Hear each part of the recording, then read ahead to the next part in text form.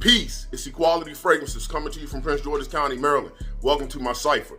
A cipher is a person, place, a thing within my circumference. The understanding of a cipher is peace. For all those new to the channel and those who have been supporting me since day one, I humbly appreciate all your support. Don't forget to like, comment, subscribe, hit the bell so you be notified when I drop some new videos. All of that goes a long way in helping the channel grow and it costs you nothing to do.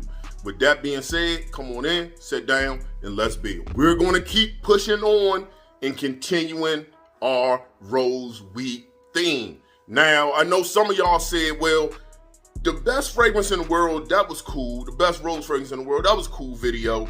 Your last video, sweet, unisex, I'm kind of a little masculine for that. That sounds very girly.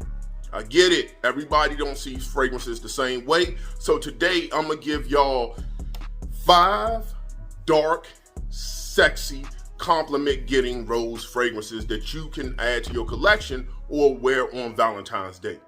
With that being said, let's start the show. Starting off the show at number 5. This fragrance is sexy, mysterious, dark, and alluring. This is a compliment-getting fragrance. Now, my caveat with this fragrance and with this house is they actually enjoy reformulating their fragrances and kind of making them a little bit worse than what they used to be. Now, if you never smelled the old formulation, you won't be that disappointed with the new version of it. But I'm also waiting to get a bottle depending on that new direction this house is going. And that's from Maison Christian Dior, and that's Oud Ispahan. This is 7.5 ml. I don't wear it that often because I have so many rose fragrances, but I want to see what Francis Kurt John is going to do with the company before I decide if I want to get a full bottle, as well as they've raised the price, which is absolutely ridiculous. Anyway, what you get here is a fruity, earthy, dark, leathery rose oud fragrance. The fruitiness comes from Bulgarian rose. If you go on Fragrantica, it just says rose, it's Bulgarian rose. So you get that raspberry, almost warm, spicy feel to the rose fragrance. You got that dark patchouli, which adds darkness to the rose. You got a little bit of saffron, labdanum, which adds a nice, slightly sweet, leathery feel. The oud is slightly animalic. I've smelled skankier ouds. This is slightly animalic, has a little bit of tinge to it, but nothing that's absolutely unwearable. And you have that ambery base.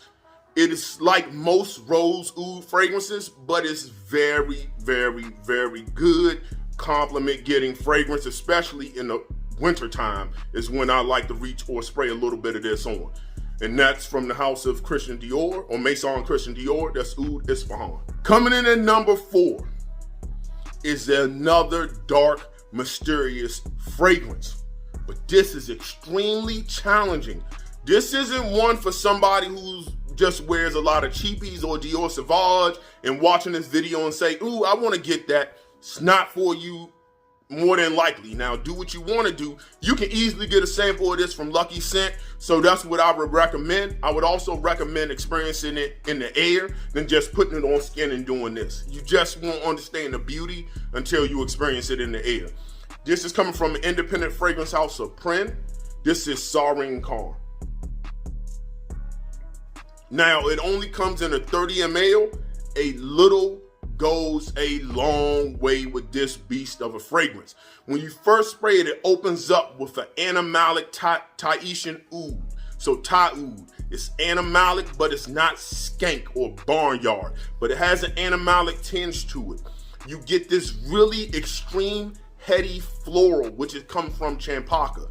You get damask rose and rose centifolia, which is rose de mai or rose of 100 petals. Beautiful rose. You also, so with that, you're getting this almost lemony, waxy feel to it, is how I would describe that rose or those combination of roses. You get a earthiness to it, which comes from tobacco, oak moss. It's also leathery with leather cord, saffron. I feel like I'm getting a lot of labdanum in here. Although I don't believe it's listed in here, I'm getting a lot of it. And you get this dark chocolate which is adding sensuality and sexiness along with the juicy dark plum. This is a fragrance. It has to be like below 40 degrees for me to really reach for this because it's just got so much earth and body to it. I need the coolness to really make this do what it do. And that's number 4, that's Sarenkarn from Print. Coming in at number 3, can you talk about dark, mysterious rose fragrances without this fragrance being on the list? I don't really know if I can take the list serious if this fragrance is not mentioned on the list. This is borderline just a yummy, warm, delicious fragrance. One that I personally like to wear in the winter time and maybe early spring because I live in the Northeast. This is coming from the house of Francis Kurt John, and this is Oud Satin Mood. Now, if you have the option, get the S straight. The S straight is deeper, richer. Oh my God, it is beautiful. But this is beautiful as well. What do you get here? Bulgarian rose dominates the fragrance. So you get that jammy, fruity, raspberry, spicy a little bit feel to it. You got vanilla. But what I really get, a lot of people say a rose and vanilla. On my skin, I get more of that benzoin, the same benzoin that's used in Grand Soir. I get it here. So I get this ambery, resinous, rose, oud fragrance that's a little powdery, comes from the violet leaf. This is an amazing fragrance, a 10 out of 10 fragrance. Some people would have thought I could have possibly put this on my 5 best rose fragrances of all time. No, it don't cut the mustard, but it's still a 10 out of 10 fragrance. It just, God, man, this is a good one. I wear this casually, and I also wear this dressed up if I'm going out. And that's Oud Satin Mood from Maison Francis Kurt John. Coming in at number 2. I know some of you are watching this video on the edge of your seat and saying, Equality, if you don't have this fragrance on your list, I can no longer trust your acumen. I have to unsubscribe and stop watching you. Have no worries, it's on the list. This fragrance is dark, mysterious, it's sex-y. I'm still go back and forth if I actually need a bottle. And that's because I have so many fragrances. I'm at the philosophy now, when you have so many, I ask myself, will it crack my top 5 within my collection? Whatever genre, whether it's tobacco, whether it's oud, whether it's rose, whether it's amber, if it won't crack my top 5, I don't know why I need to buy it anymore. Especially when you're talking about a fragrance that's 200, 260, 300 plus. But this is worth the price of admission if you don't have a lot, depending on what you have in your collection. This comes from the house of Louis Vuitton. This is Ombre Nomad. I have a sample. Now, every time I sniff this fragrance, I want to go online and buy a bottle. You get Bulgarian, you got that oud, you get Bulgarian rose.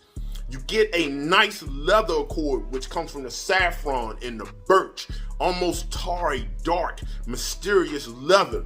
Then you get that ambery, resinous base, which comes from the benzoin and the amberwood. Oh my God, man.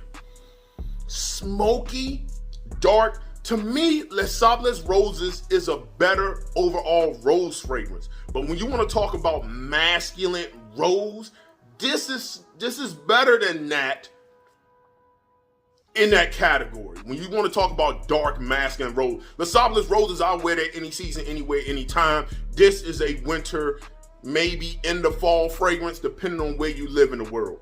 But it is a 10 out of 10 fragrance. It really is. I just don't know if I'm gonna buy a bottle yet. We'll see in the future if I buy a bottle this year or even next year. And that's Ombre Nomad at number 2. Coming in at number 1, I want to give this fragrance masterpiece status, but I can't. I'll tell you why. I want to give this fragrance a 11 out of 10, but I can't. I'll tell you why. People who knows I trust And I mean, they have a large collection. These ain't some people that all they own is Bleu De Chanel giving their advice on this particular fragrance. I mean, they own a lot of fragrance. I trust their nose to a T. Have said that this fragrance is extremely similar to a Rochas fragrance. I mean, 99% similar. So that's a good alternative. You do the math as far as what you get with this, what you get with that, and you make whatever purchase you want to make. But I think you need one of them in your collection. This is coming from the house of Boadicea the Victorious. This is Nishane. A little goes a long way. Performance is monstrous. It's not necessarily a room filler, but it projects and performs. I mean, in the 10-hour mark, I'm still getting like huge wafts of this. If you're outside and it's windy, which I have worn this in the wind, excuse me, it just, oh man, it's so buttery. That's the best way to describe this, is a buttery, woody, rosy fragrance. Let's talk about it. When you first spray it on, you start getting that saffron. You got lemongrass. That lemongrass ties into the Moroccan and Turkish rose and Rose Absolute.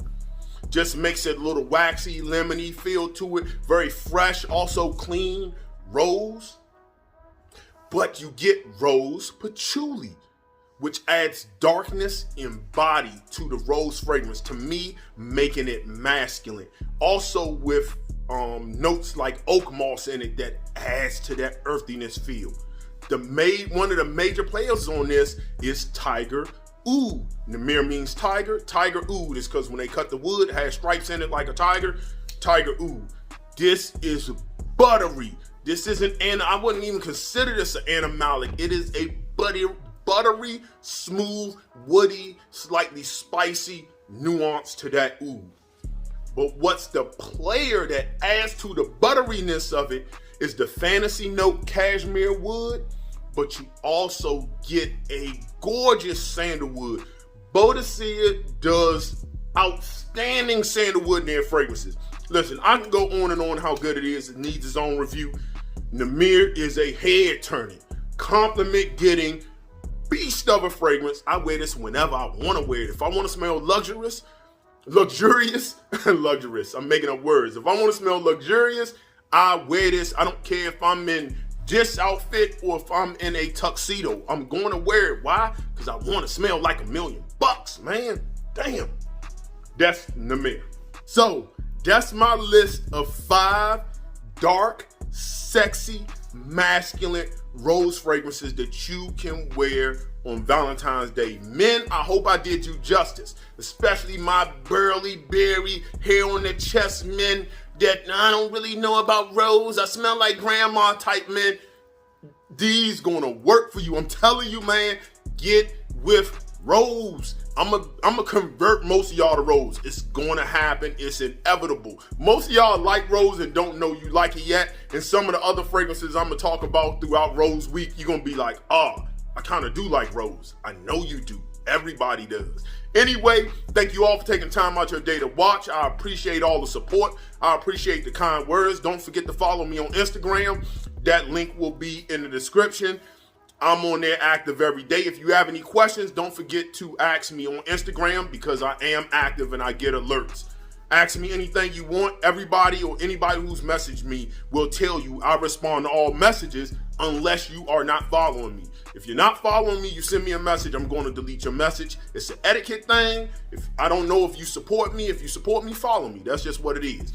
So with that being said, I'm going to leave you the way I greeted you. And that's the universal language of peace.